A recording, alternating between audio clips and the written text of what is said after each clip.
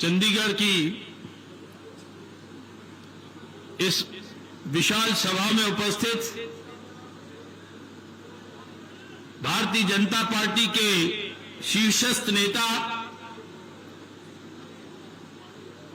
हम सब कार्यकर्ताओं के प्रेरणा स्रोत, भारत की आन बान और शान के प्रतीक, देश के यशस्वी रक्षा मंत्री माननीय श्री राजनाथ सिंह जी,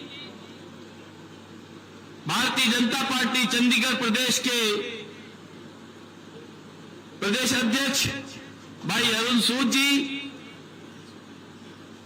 चंडीगढ़ के प्रथम नागरिक मेयर श्री अनूप गुप्ता जी, बहुत ही वरिष्ठ नेता, पूर्व सांसद, जाने माने विधिवेत्ता श्री सत्यपाल जैन जी,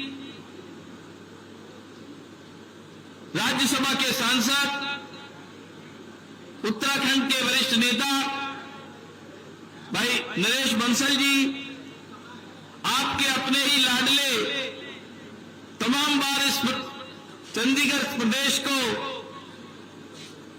अध्यक्ष के नाते नेतृत्व कर रहे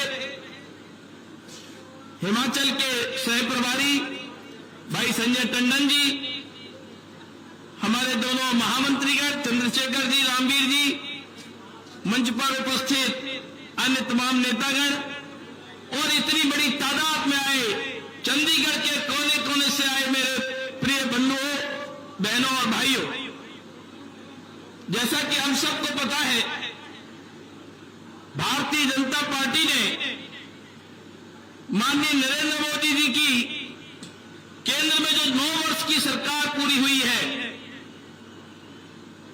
9 साल बेमिसाल, इसके तहत पूरे देश में 29 मई से 6 जुलाई तक महासंपर्क अभियान का कार्यक्रम लिया है और उसी कार्यक्रम के तहत बड़ी बड़ी इस प्रकार की सभाएं हो रही हैं जिसमें हमारे शीर्षस्थ नेतृत्व का मार्गदर्शन हमको मिलता है।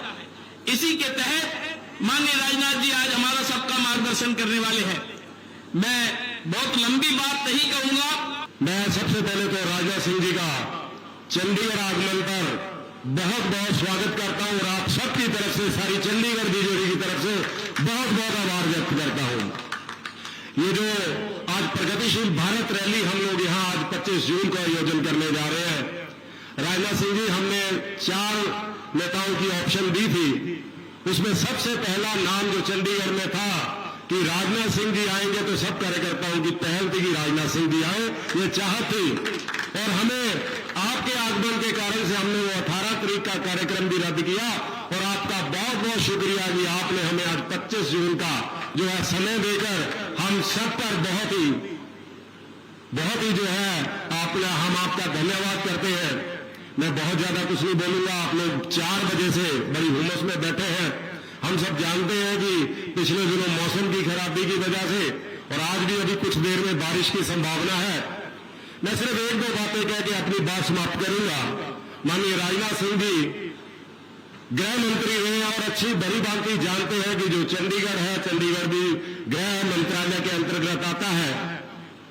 राजनाथ सिंह जी, मैं कुछ मुद्दे आपके पॉइंट आउट करूंगा और कुछ मुझे बहुत सारी यहां आज प्रतिनिधि आए हुए हैं, बहुत सारी यूनियंस के, चाहे वो हाउसिंग बोर्ड के लोग हों, डीड बेस्ड चेंजेस की बात के लिए, चाहे वो हमारे गांव के लोग हो, 23 गांव के लोग हो चंडीगढ़ में, वो कलेक्टर रेट की बात, लाल डोरे की एक्सटेंशन की बात और शहर की तर्ज पर उसके विकास की बात, चाहे हमारे हाउसिंग सोसाइटीज के लोग हो, चाहे हमारे इंडस्ट्री के लोग हो, चाहे ट्रेडर्स के लोग हो, सब लोगों ने अलग अलग जो है वो ज्ञापन दिए हैं। वो सारे ज्ञापन मैं आप तक जरूर दूंगा।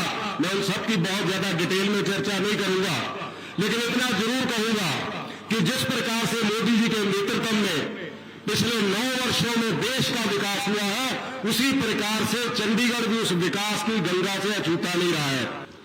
भारतीय जनता पार्टी चंडीगढ़ के अध्यक्ष Shri Arun Sood ji, member of parliament Rajya Sabha Shri Naresh ji Bansal, member of parliament Rajya Sabha Shri Anil Jain, Shri Sanjay Tandon हमारे नेशनल एग्जीक्यूटिव के मेंबर और श्री सत्यपाल जी जैन पूर्व सांसद, Shri Chandrashekhar ji state general secretary, Shri Ramveer Bhati ji state general secretary, Shri Anoop Gupta जी।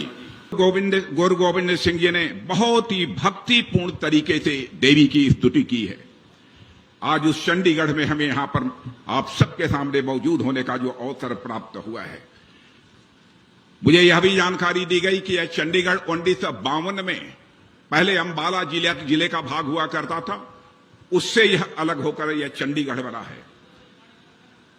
जैसा बतलाया अरुण सूद जी ने, मैं यहां पर कुछ ही महीनों पहले मैं यहां पर आया था, लेकिन चंडीगढ़ के इतिहास से मैं अच्छी तरह परिचित हूं।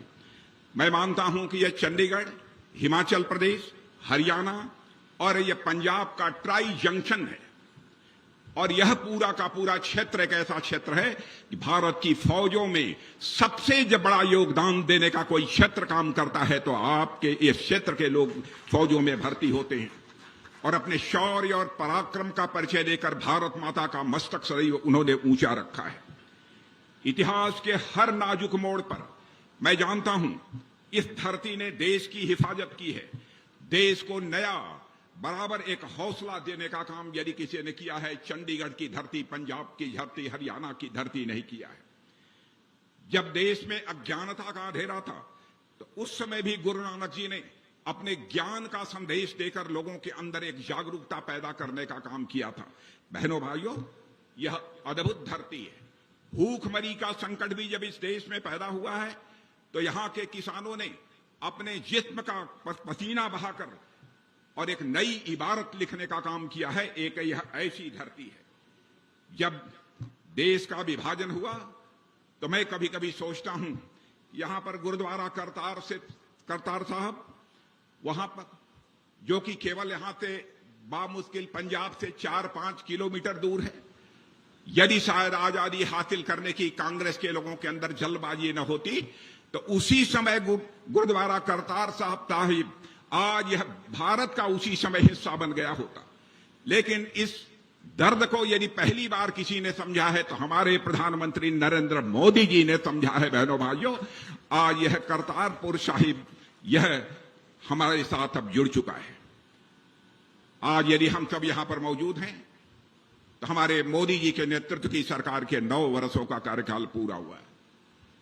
9 वर्षों में हमारी सरकार ने क्या किया है, क्या नहीं किया है, मैं जानता हूं कि हमसे बेहतर आप जानते हैं, लेकिन मैं कुछ बातें आपके सामने कहना चाहूंगा। आज के कुछ वर्षों पहले यदि भारत अंतर्राष्ट्रीय मंचों पर कुछ बोलता था, दुनिया के मंचों पर भी जाकर कुछ बोलता था, तो भारत की बातों को जिस गंभीरतापूर्वक लिया जाना चाहिए उस गंभीरतापूर्वक नहीं लिया जाता था। लेकिन आज भारत दुनिया के मंचों पर जाकर कुछ बोलता है तो लोग कान खोलकर सुनते हैं कि भारत बोल क्या रहा है, यह भारत की हैसियत दुनिया में बढ़ी है, और इस प्रकार से भारत का मस्तक ऊंचा हुआ है। मैं वह दिन भी आपको याद दिलाना चाहता हूं जब हमारे प्रधानमंत्री ने देशवासियों से कहा था, सौगंध मुझे इस मिट्टी की, मैं देश नहीं मिटने दूंगा, मैं देश नहीं झुकने दूंगा। जो कहा था हमारे प्रधानमंत्री ने, मेरे बहनों भाइयों, उसे करके उन्होंने दिखा दिया। देश का मस्तक झुका नहीं है, और इस घोषणा को मोदी जी ने अपने रहते चरितार्थ किया है। मैं आपको याद दिलाना चाहता हूं उरी की घटना, पुलवामा की घटना। उसके बाद ऐसा लगा कि एक लोगों के अंदर से हताशा की स्थिति पैदा हो गई।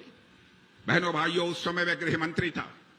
मोदी जी ने हम 2-3-4 लोगों को बुलाया, 10 मिनट पे ही नहीं लगे, फैसला कर लिया, और उसके बाद हमारे सेना के जवानों ने इस पार से नहीं बल्कि पाकिस्तान की धरती पर जाकर आतंकवादियों का सफाया करने में कामयाबी हासिल की थी। हमने सारी दुनिया को यह संदेश दे दिया कि भारत अब यह कमजोर भारत नहीं रहा है। भारत के अंदर वह ताकत है कि जरूरत पड़ी तो भारत इस पार भी मार सकता है, और आवश्यक हुआ तो उस पार भी जाकर भारत मार सकता है। यह भारत के अंदर ताकत है, यह करके हम लोगों ने दिखाया है। बहनों भाइयों, अब हमारा भारत यह कमजोर भारत नहीं रहा है। हमारा भारत अब यह ताकतवर भारत हो गया है। G20 का शिखर सम्मेलन हुआ, आपने देखा शायद दुनिया के किसी भी देश में G20 का शिखर सम्मेलन इस तरीके से नहीं किया गया होगा जैसा कि भारत में हुआ। और हम भारतवासियों का सौभाग्य है कि G20 की अध्यक्षता करने का अवसर यदि किसी को प्राप्त हुआ बहनों भाइयों, तो हमारे और आपके देश भारत को यह प्राप्त हुआ है बहनों भाइयों। इससे बड़े गौरव की बात हम सबके लिए क्या हो सकती है। जहां तक भारतीय जनता पार्टी का प्रश्न है, एक बात मैं दो टूक शब्दों में आप लोगों के सामने रखना चाहूंगा और मैं आपसे यह निवेदन करूंगा, यहां जो बुद्धिजीवी बैठे हैं उनसे भी मैं निवेदन करूंगा कि आप भारतीय जनता पार्टी के इतिहास के पन्नों को पलट कर देखें। हमने जब जो कहा है उसको करके दिखाया है। हमारे चुनावी घोषणा पत्र को उठाकर देख लीजिए। चुनावी घोषणा पत्र में हमने जो जो वादे किए, अक्षरशः अपने वादों को हमने पूरा किया है। जो हम कहते हैं हम वह करते हैं। हमने वादा किया था यदि हमारी सरकार बनेगी तो धारा 370 जिसके तहत जम्मू कश्मीर को एक विशेष दर्जा प्राप्त है, उस धारा 370 को हम समाप्त करेंगे और जम्मू कश्मीर का भी वही दर्जा होगा जो हिंदुस्तान के अन्य राज्यों का दर्जा होगा। चुटकी बजाकर बहनों भाइयों संसद में बहुमत मिलते ही हमने पारित करके दिखाया है। हमने यह भी अपने चुनावी घोषणा पत्र में यह वादा किया था कि अयोध्या की धरती पर भव्य राम का मंदिर बन कर रहेगा। यह हम बार बार अपने घोषणा पत्रों में लिखते थे। लोग यह कहते थे कि अब बार बार राम मंदिर की बात यह भारतीय जनता पार्टी वाले करते हैं, इनका राम मंदिर बनेगा कब? 1984 से बराबर हम अपने घोषणा पत्र में यह वादा करते चले आए थे। और बहनों भाइयों, आपने देखा कि आज अयोध्या की धरती पर भव्य राम के मंदिर का निर्माण हो रहा है और 22 जनवरी के बाद आप भी जाकर वो भव्य राम के मंदिर में जाकर वहां रामलला का दर्शन कर सकते हैं। जो हम कहते हैं वो हम करके दिखाते हैं।